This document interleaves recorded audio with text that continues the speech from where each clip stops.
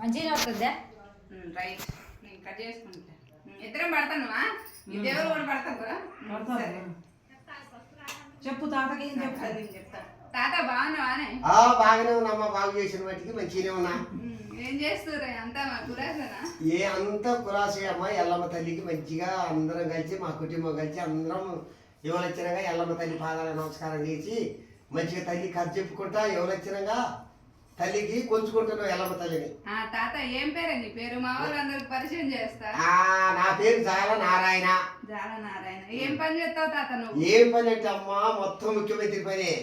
మొత్తం ఏ లేదు, కోర్టు లెక్క పెట్టుడు, పెట్టెల దాచుడు, బత్తాలు పెట్టించడం, ఇయే పని అమ్మా. చెప్పే తాత నిజం చెప్పు, ఏం పని చేస్తావు? నేను చేసేది ఏం లేదమ్మా. ఎల్లమ్మ తల్లిని వస్తా, ఎల్లమ్మ పట్నాలు వేపిస్తా, ఎల్లమ్మ తల్లికి పాదదాసున్నాయి ఉంటా. వ్యవసాయ పని, వ్యవసాయం పని చేస్తారా?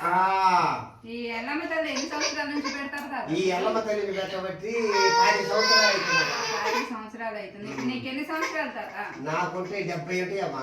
అంటే ఎల్లమ్మ తల్లిని ఎందుకు పెడతారు మీ అమ్మ నాన్న నుంచి వచ్చి? ఎందుకంటే ఆ తల్లి ఎవరికి మా పెళ్ళి అయింది.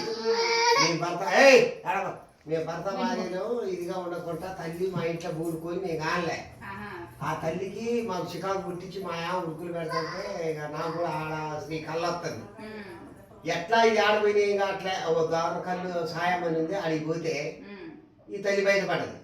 బయటపడ్డానికి తల్లిని కొలుచుకున్నాక మేము భర్త భార్యలు మంచిగున్నాం. ఇల్లు వాకిలి గుడ్డు గోద పిల్ల జల్ల ఎవరు వచ్చినా ఉన్నాం అమ్మ. ఎంతమంది పిల్లలు?